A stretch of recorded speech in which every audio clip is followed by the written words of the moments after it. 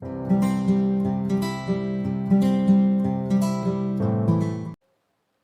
Friends, welcome to literature with Neha. आज के इस वीडियो में हम डिस्कस करने वाले हैं विलियम शेक्सपियर के फेमस प्ले ट्वेल्फ्थ नाइट को। ये प्ले एक कॉमेडी प्ले है। इस प्ले की स्टोरी बहुत ही ज़्यादा अमेजिंग और इंटरेस्टिंग है, लेकिन साथ ही इसमें कन्फ्यूजन भी बहुत ज़्यादा है। तो अगर आप लोग बिना एक भी पॉइंट को मिस किए पूरी स्टोरी को एंड तक सुनेंगे तो बड़े आराम से ये स्टोरी आपको समझ में आ जाएगी। इसी के साथ ही बिना टाइम वेस्ट किए शुरू करते हैं हम अपना आज का टॉपिक। सबसे पहले हम डिस्कस करेंगे कैरेक्टर्स के बारे में। तो दोस्तों, ये स्टोरी इलेरिया नाम के एक किंगडम की है। इस किंगडम का एक किंग है जिसका नाम है ड्यूक ऑर्सिनो। ड्यूक का मतलब भी किंग ही होता है। अगला कैरेक्टर है ओलिविया। ओलिविया भी इसी किंगडम में रहने वाली एक बहुत ही ब्यूटीफुल लेडी है। ड्यूक ऑर्सिनो ओलिविया से बहुत प्रेम करता है, लेकिन ओलिविया ड्यूक ऑर्सिनो से शादी नहीं करना चाहती है। ड्यूक ऑर्सिनो ओलिविया को मनाने के लिए बार बार अपने मैसेंजर्स को भेजता है, लेकिन ओलिविया बार बार ड्यूक ऑर्सिनो के मैसेंजर्स को मना करके वापस भेज देती है। इस बात से ड्यूक ऑर्सिनो बहुत ज़्यादा परेशान है। अब ये जो लेडी ओलिविया है, ऐसा नहीं है कि ये सिर्फ ड्यूक ऑर्सिनो से शादी करना नहीं चाहती है, बल्कि ये तो अपनी लाइफ में किसी से भी शादी करना नहीं चाहती है। इसका रीज़न ये है कि कुछ समय पहले ही इसके ब्रदर की डेथ हुई है। अपने ब्रदर की डेथ पर इसने कसम खाई थी कि ये 7 सालों तक किसी की शक्ल तक नहीं देखेगी और अपनी लाइफ में कभी भी शादी नहीं करेगी। इस कारण से ये ड्यूक ऑर्सिनो के प्रपोजल को एक्सेप्ट नहीं कर रही है। अगले कैरेक्टर्स हैं सेबेस्टियन और वियला। ये दोनों जुड़वा भाई बहन हैं। दोनों की शक्ल एक दूसरे से बहुत ज़्यादा मिलती है। अब इनके साथ एक ट्रेजेडी होती है। होता ये है कि ये दोनों भाई बहन एक शिप में बैठ कर के इस किंगडम में आने के लिए रवाना होते हैं, लेकिन रास्ते में इनका शिप तूफान में आकर के डूब जाता है।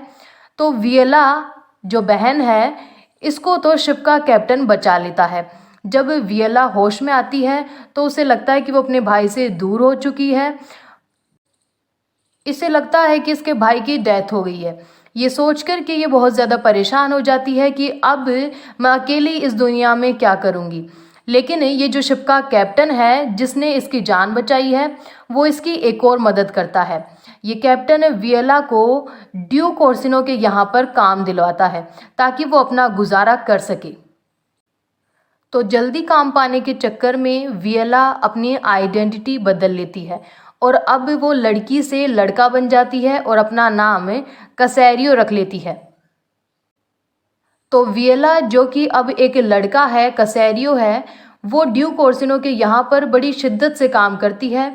ड्यूक ऑर्सिनो भी इसकी मेहनत और शिद्दत को देख कर के कुछ समय में ही इसे अपना खास आदमी बना लेता है। ऑर्सिनो ऑर्सिनो जो बार बार अपने अलग अलग मैसेंजर्स को भेजता है ओलिविया के पास है उसे शादी के लिए मनाने के लिए, लेकिन वो मान नहीं रही है। तो इस बार ड्यूक को लगता है कि मुझे कसेरियो को ओलिविया को मनाने के लिए भेजना चाहिए, क्या पता उसके कहने से वो मान जाए। तो ड्यूक ऑर्सिनो के कहने पर अब वियला जो कि कसेरियो है, वो ओलिविया के पास उसे मनाने के लिए जाती है।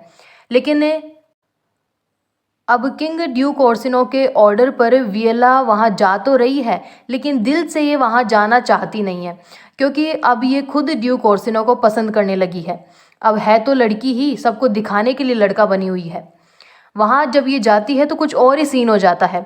जो ओलिविया 7 सालों तक किसी की शक्ल नहीं देखना चाहती थी, वो कसेरियो को देखते ही उसे पसंद करने लगती है। ओलिविया कसेरियो को ये कहकर के वापस भेज देती है कि मैं ड्यूक ऑर्सिनो से कभी शादी नहीं करूँगी, क्योंकि वो खुद मुझे मनाने के लिए कभी भी नहीं आते। वो हमेशा अपने मैसेंजर्स को ही मेरे पास भेजते हैं, और अब वैसे भी मैं तुम्हें पसंद करने लगी हूँ तो मैं ड्यूक ऑर्सिनो से कभी शादी नहीं करूँगी। अब यहाँ पर स्टोरी में थोड़ा कन्फ्यूजन क्रिएट होता है, लेकिन मैं फिर से बता देती हूँ कि ड्यूक ओलिविया से लव करता है, ओलिविया कसेरियो से लव करती है जो कि एक लड़की है, और वियला लव करती है ड्यूक ऑर्सिनो से। तो बेसिकली ये एक लव ट्रायंगल बन चुका है। अगला कैरेक्टर है अंकल टॉबी। ये ओलिविया के अंकल हैं जो कि ओलिविया के घर में ही रहते हैं। ये एक शराबी हैं जो कि ओलिविया के पैसों पर उसके घर में रहते हुए ऐश करते हैं। अगला कैरेक्टर है सर एंड्रयू। ये अंकल टॉबी का फ्रेंड है। ये भी उसी के जैसा है, बिल्कुल एक नंबर का शराबी है। ये अक्सर ओलिविया के घर में आता जाता रहता है। ये भी ओलिविया को बहुत ज़्यादा पसंद करता है। अगला कैरेक्टर है मारिया। मारिया ओलिविया के घर की एक मेड है। और लास्ट मेन कैरेक्टर है मेलवोलियो। मेलवोलियो भी ओलिविया का एक नौकर ही है, लेकिन ये ओलिविया का एक खास आदमी भी है। तो ये थे इस स्टोरी के मेन कैरेक्टर्स। इनके अलावा इस स्टोरी में और भी कैरेक्टर्स हैं, लेकिन उनका नाम मेंशन करना ज़्यादा इम्पोर्टेंट नहीं है। अब एक दिन क्या होता है कि अंकल टॉबी और सर एंड्रयू दोनों साथ बैठ कर के शराब पी रहे थे। तो मेलवोलियो इनको ऐसा करते देख लेता है। मेलवोलियो को इंट्रोड्यूस करते हुए मैंने बताया था कि ये ओलिविया का एक खास आदमी है और इसे इस बात का बहुत घमंड है। तो जैसे ही ये उन दोनों को शराब पीते हुए देखता है, तो ये सर एंड्रयू और अंकल टॉबी को बहुत ज़्यादा डांट देता है कि मेरी मालकिन के पैसों पर आप लोग इस तरह से ऐश नहीं कर सकते। वो बड़ी मेहनत से ये पैसे कमाती है और आप उन्हें इस तरह से वेस्ट नहीं कर सकते। तो इस बात से अंकल टॉबी बहुत ज़्यादा नाराज़ हो जाते हैं। उन्हें बहुत बुरा लगता है कि एक छोटा सा नौकर मुझे इतना कैसे डांट सकता है। तो अंकल टॉबी को इस बात का इतना ज़्यादा बुरा लग जाता है कि वो मेलवोलियो से बदला लेने की सोच लेते हैं। जब इस बात का पता मारिया को चलता है, जो कि इस घर की दूसरी नौकर है, तो वो मेलवोलियो से बदला लेने के लिए एक प्लान बनाती है। अब आप लोग सोच रहे होंगे कि एंड्रयू और अंकल टॉबी के बिहाफ पर मारिया क्यों बदला लेना चाहती है। तो ऐसा है कि मेलवोलियो ओलिविया का खास आदमी है। इस बात से मारिया बहुत जलती है। अब मारिया करती क्या है कि ओलिविया के रूम से उसका पर्सनल राइटिंग पेपर चुरा लेती है और उस पर वो ओलिविया की राइटिंग में मेलवोलियो के लिए एक लेटर लिख देती है। इस लेटर में वो मेलवोलियो को बड़ी अजीब अजीब सी हरकतें करने को कहती है ताकि सबको लगे कि वो पागल हो गया है। अब मेलवोलियो को जब ये लेटर मिलता है तो शुरू में तो लेटर पढ़ करके उसे भी बहुत अजीब लगता है कि ओलिविया उससे ये अजीब अजीब हरकतें करने को क्यों कह रही है। लेकिन वो तो ठहरा ओलिविया का दीवाना, तो जैसा जैसा लेटर में लिखा था वैसा वैसा उसने करना शुरू कर दिया। उसकी ऐसी हरकतों को जब ओलिविया देखती है तो उसे लगता है कि ये पागल हो गया है, क्योंकि उसने तो लेटर लिखा ही नहीं, उसे क्या पता कि क्या चल रहा है। तो ये था स्टोरी का एक इम्पोर्टेंट पार्ट जिसे डिस्कस करना ज़रूरी था। अब आगे स्टोरी में एक बहुत ही शानदार ट्विस्ट आता है। होता यह है कि वियला का जो जुड़वा भाई है सेबेस्टियन, वो जिंदा है, वो अभी मरा नहीं है। उसे भी किसी और शिप के कैप्टन ने बचा लिया था। जिस तरह से वियला को लगता है कि उसका भाई पानी में डूब करके मर चुका है, उसी तरह से सेबेस्टियन को भी यही लगता है कि उसकी बहन मर चुकी है, जबकि दोनों जिंदा हैं। जिस शिप के कैप्टन ने सेबेस्टियन की जान बचाई थी उसका नाम है एंटोनियो। अब सेबेस्टियन और एंटोनियो दोस्त बन चुके हैं और दोनों इस किंगडम में आते हैं जहां वियला पहले से थी।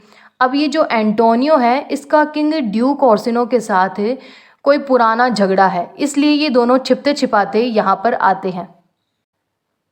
अब स्टोरी में दूसरी तरफ क्या होता है कि ये जो सर एंड्रयू है, जो कि ओलिविया को पसंद करता है, इसे शक होता है कि शायद ओलिविया कैसेरियो को पसंद करने लगी है और इसका इस घर में आना जाना कुछ ज़्यादा ही हो चुका है। तो एंड्रयू इस बात को अंकल टॉबी को बताता है, मतलब अपने दोस्त को बताता है। अंकल टॉबी उसे सजेशन देते हैं कि तुम कैसेरियो से जाकर झगड़ा कर लो ताकि वो इस घर में वापस ना आए। अब अंकल टॉबी के कहने पर एंड्रयू कैसेरियो से जाकर झगड़ा करना शुरू कर देता है, लेकिन कैसेरियो मतलब वियला को समझ ही नहीं आता है कि ये मुझसे झगड़ा क्यों कर रहा है। लेकिन जिस वक्त दोनों में झगड़ा चल रहा था, उस वक्त वहाँ अचानक से एंटोनियो और सेबेस्टियन आ जाते हैं। तो एंटोनियो को लगता है कि ये मेरे दोस्त सेबेस्टियन से झगड़ा कर रहे हैं, क्योंकि दोनों जुड़वा भाई बहनों की शक्ल एक दूसरे से बहुत ज़्यादा मिलती है और अब तो वैसे भी वियला लड़के के गेटअप में थी। एंटोनियो सोचता है कि मुझे मेरे दोस्त को बचाना चाहिए, लेकिन तभी वहाँ पर ड्यूक ओर्सिनो की पुलिस आ जाती है। अब पुलिस आई तो थी वियला को बचाने के लिए, लेकिन जब वो एंटोनियो को वहाँ पर देखते हैं तो उसे पकड़कर ले जाते हैं, क्योंकि उसका किंग के साथ कोई पुराना झगड़ा था और पुलिस को बड़े दिनों से उसकी तलाश थी। अब जब पुलिस एंटोनियो को पकड़कर ले जा रही थी तब वो अपना दोस्त सेबेस्टियन समझ करके वियला से मदद मांगता है। वो बार बार मदद के लिए कहता है लेकिन वियला उसे जानती ही नहीं थी तो वो उसकी मदद कैसे करती। अब यहाँ पर एंटोनियो को एक गलतफहमी हो जाती है। उसे लगता है कि उसने सेबेस्टियन को दोस्त माना और उसने उसे धोखा दे दिया, उसकी मदद नहीं की। अब वियला यहाँ से भाग जाती है और यहाँ पर सेबेस्टियन आ जाता है। तो अंकल टोबी और एंड्रयू उसे कसेरियो समझ करके उससे झगड़ने लगते हैं। जब झगड़ा ज़्यादा बढ़ जाता है तो ओलिविया को बुलाया जाता है। ओलिविया आती है और अंकल टोबी और एंड्रयू को वहाँ से भगा देती है और वो सेबेस्टियन को कसेरियो समझ लेती है। वो उसे अंदर ले जाती है और कसेरियो समझ करके ही वो सेबेस्टियन को कहती है कि मैं तुमसे लास्ट टाइम पूछ रही हूँ कि तुम मुझसे शादी करोगे कि नहीं। तो सेबेस्टियन को पहले तो लगता है कि ये लेडी पागल है, लेकिन थोड़ी देर बाद उसे रियलाइज़ होता है कि ये बहुत ही ब्यूटीफुल लेडी है और रिच भी है, तो इससे शादी करने में हर्जी क्या है। तो वो ओलिविया को शादी करने के लिए हाँ कह देता है। अब स्टोरी के दूसरी तरफ क्या होता है कि ड्यूक ओर्सिनो बहुत ज़्यादा परेशान हो जाता है कि बस अब बहुत हो चुका, मैंने अपने बहुत सारे मैसेंजर्स को ओलिविया को मनाने के लिए भेजा, लेकिन अब मैं खुद उसके पास जाऊंगा उसे मनाने के लिए। तो अब ड्यूक ओर्सिनो कसेरियो के साथ मतलब वियला के साथ ओलिविया के घर पर जाता है। जब ये दोनों ओलिविया के घर पहुंचते हैं तो वहाँ ओलिविया कसेरियो का स्वागत कुछ इस तरह से करती है जैसे कि इन दोनों की पहले से शादी हो चुकी हो और अब कसेरियो ओलिविया के हस्बैंड हो, क्योंकि ओलिविया को तो यही लगता है कि थोड़ी देर पहले वो जिससे बात कर रही थी वो कसेरियो ही था जबकि वो सेबेस्टियन था। तो ड्यूक ओर्सिनो को ऐसा देख कर के बहुत ज़्यादा गुस्सा आता है। उसे लगता है कि कसेरियो ने कैसे ओलिविया से शादी कर ली, इससे तो मैं शादी करने वाला था। तभी यहाँ पर सेबेस्टियन आ जाता है और दोनों भाई बहन एक दूसरे को देखते ही पहचान लेते हैं और बड़े खुश होते हैं कि वो दोनों ही जिंदा हैं, जबकि वो दोनों ही ये समझ रहे थे कि वो मर चुके हैं। और स्टोरी के इस पॉइंट पर पूरे डाउट्स क्लियर हो जाते हैं। सबको पता चल जाता है कि कसेरियो एक लड़का नहीं है, वो एक लड़की है। तो ड्यूक ओर्सिनो अब कहता है कि मैं ओलिविया से शादी नहीं करूँगा, मैं वियला से शादी करूँगा। और जब कसेरियो लड़की निकलता है तो ओलिविया भी उसके भाई सेबेस्टियन से शादी करने के लिए मान जाती है। और सेबेस्टियन तो पहले से ही ओलिविया से शादी करने के लिए राज़ी था। तो अब ड्यूक ओर्सिनो की वियला से शादी हो जाती है, सेबेस्टियन की ओलिविया से शादी हो जाती है। अब स्टोरी के एंड होने से जस्ट पहले ही ड्यूक ओर्सिनो भी एंटोनियो को माफ़ कर देता है और उसे छोड़ देता है। एंटोनियो को भी ये पता चल जाता है कि ये दोनों जुड़वा भाई बहन हैं और इसी वजह से उसे गलतफहमी हुई थी। और इसी के साथ ही इस स्टोरी की हैप्पी एंडिंग हो जाती है। तो आई होप आपको ये स्टोरी पसंद आई होगी। थोड़ी कन्फ्यूजिव है लेकिन गौर से समझेंगे तो आराम से समझ में आ जाएगी।